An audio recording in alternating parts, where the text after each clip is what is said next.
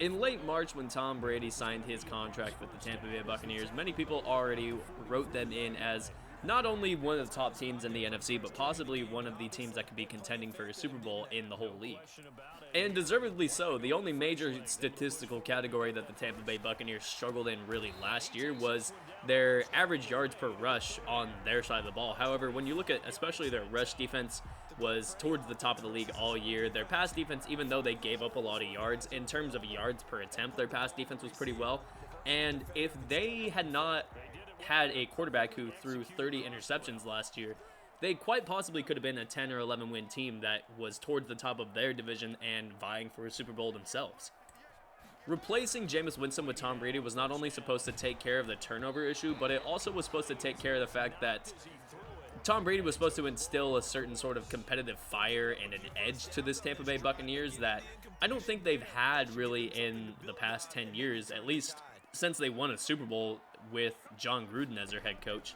And with Tom Brady in the fold, this team was supposed to be, like I said, not only a top division threat, but a threat to the Kansas City Chiefs to take the crown of Super Bowl champions.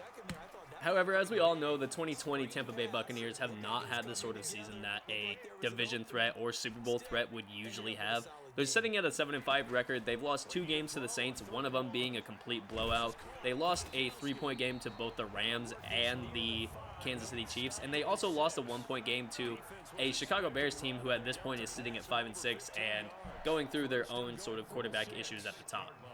And lately, it seems like some of the blame has been put on Bruce Arians. Dan Orlovsky went on ESPN and said that Bruce Arians is not using Tom Brady right because of his scheme or whatever issues that Bruce Arians has. However, when you really start to take a deep look at the issues that this team is having, I think the first person that needs to be looked at is Tom Brady. Now, before getting into why I think Tom Brady is the issue for the Tampa Bay Buccaneers offense, I want to preface it by saying I still think that Tom Brady is still one of the top 10 quarterbacks in the NFL. Right now, he's sitting at second in terms of passing yards, and he's sitting at fourth in terms of passing touchdowns. The only thing statistically that he has not done well for the Tampa Bay Buccaneers right now is he's been a little bit more turnover prone than he used to be, and his completion percentage is sitting at about 20th, which is not very usual for a Tom Brady, season. So in terms of statistics, Tom Brady cannot be touched in terms of why he's struggling. It just can't be brought up as a reason. However, the reason that should be brought up, and for me, that I am bringing up, is the fact that Tom Brady, everybody understands the COVID issue that's going on that's, hurt every single team. All 32 teams have had some sort of impact from the COVID issue. Seems like the only team actually that hasn't had an issue is the Seattle Seahawks. However, a team like the Tampa Bay Buccaneers, who not only is installing a new quarterback into their plans, but also kind of changing their game plan just because of the fact that they're changing quarterbacks, has also been a big issue for the Tampa Bay Buccaneers. And because of the fact that they did not have a preseason, they didn't have a real training camp, they didn't have OTAs, there wasn't a chance for Tom Brady to get on the same page before the season with all of his receivers, tight ends, and running backs. And now we're seeing the fact that he didn't get that chance in the offseason. So now he has to take full advantage of the fact that he gets the chance now. And while he has played well, the fact that he is not necessarily on the same exact page as all of his, co-stars has hurt the team. I also don't think anybody really truly understands how hard it is for a team to switch quarterbacks and not only in the same season succeed, but in the next season or two succeed in terms of their standings within the rest of the league. If you look around at teams like the Patriots, the Bengals, the Chargers, the Broncos, Panthers, and a lot of teams that are towards the bottom of not only their division, but also towards the bottom of the league standings as well, there's a common theme between all of these teams in that they have changed quarterbacks willingly within the past 1 to 2 seasons. And when I say this, I don't mean that they had a quarterback get injured and they had to replace them. This is why I'm not bringing up the Cowboys in this conversation. But teams around the league that switch quarterbacks willingly because of bad quarterback play, or they decided to sign a quarterback in free agency or draft a quarterback, all of these teams are towards the bottom of the league because it's so hard for a team to get a new quarterback, which is the most important position on the team. It's hard to install a new quarterback into your system and automatically be successful. This is why the Bengals, even when Joe Burrow was playing, they were still the bottom team in the AFC North. Even when Justin Herbert is playing absolutely out of his mind, the Chargers are still at the bottom of the AFC West. So it's, like I'm saying, it's really hard for a team to install a new quarterback, especially given the fact that they didn't have a real offseason this year. They didn't have a real training camp. And the fact that the Tampa Bay Buccaneers are sitting at 7-5, to me, actually, is the biggest win out of every team because of the fact that it's so hard already to install a new quarterback. Then throw on the fact that he didn't have a chance to play with his receivers in the offseason, even hurts the team even more. Now, if it sounds like I'm trying to sway people from the fact that I think Tom Brady is the issue, that's not necessarily what I'm doing. I'm just trying to make light of the fact that Tom Brady himself as a player isn't the issue. The issue itself is the fact that Tom Brady is in a new scheme.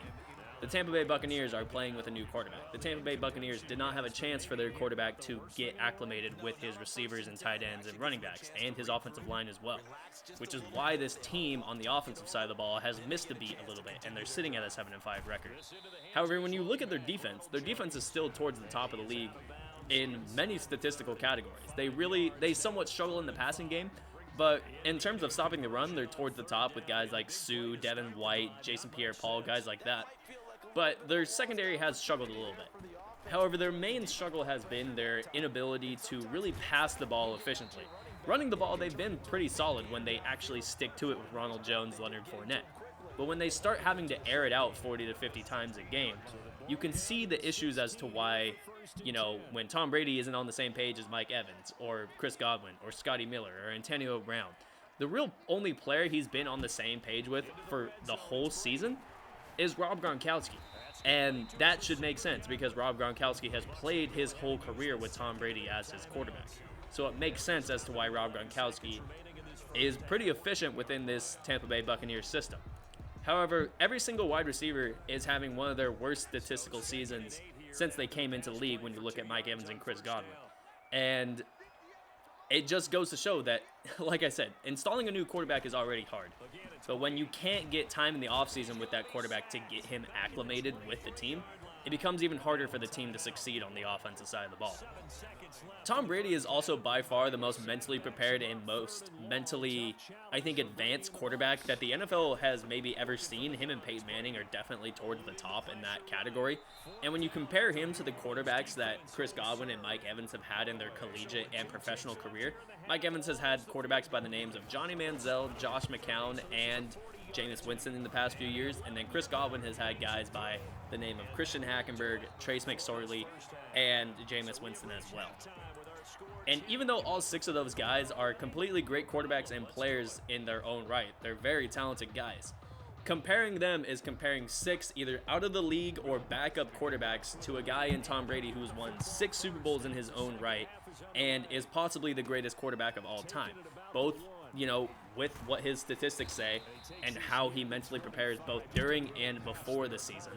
And like I said, if those guys don't have a chance to get used to what Tom Brady brings to the team, they don't have a chance in the offseason to get used to it. They have to use the season as almost the offseason and preseason, which why, these first 12 games have basically been the offseason and preseason for the Tampa Bay Buccaneers. Plus throw in the fact that Chris Godwin has been out of the lineup a lot. Antonio Brown just got to the team. Mike Evans has been out a few games as well, and he's been injured in many of the games he's played. They lost O.J. Howard to an Achilles injury early in the year, and they're just not on the same page due to all of these issues. And this is why Tom Brady has been the issue, is because it's hard for all of these guys to get used to each other when they didn't have time before the season. So now they have to use the time during the season, pretty much during the games, to get used to each other because they've had no live action up to this point. So again, if it sounds like I'm trying to sway people from the fact that Tom Brady isn't necessarily the issue, that's not really what I'm doing. I'm just trying to bring to light the fact that Tom Brady in himself as a player is still one of the best players at his position in the league today. The fact that he has played as well as he has, and the Tampa Bay Buccaneers are sitting at a 7-5 record, should be a win in my book. It should give Tom Brady MVP ballot votes, in my opinion. But the thing that he brings to the game that is so elite and towards the top of not only the league today, but in league history, is the mental aspect that Tom Brady brings. His ability to manipulate, what a defense is doing, his ability to make in-game, on-the-fly adjustments that nobody's really ever seen before, and his ability to be the most mentally prepared player really in almost NFL history. So when that aspect gets taken away from Tom Brady due to the fact that he's not able to get on the same page with his players, you can see why it looks like he's struggling, both somewhat on the field and statistically.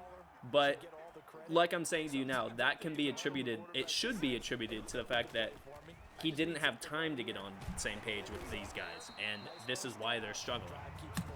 With all that being said, that's going to be the video for me. I hope you all enjoyed it. If you did, make sure you leave a like or a dislike down below. Any feedback from you all at this point is much appreciated. If you are a Tampa Bay Buccaneers fan or NFL fan in general, let me know if I'm right or wrong down in the comment section below. And if you're new here, make sure you hit the subscribe button and turn on the notification bell, and I'll see you all in the next video. Peace.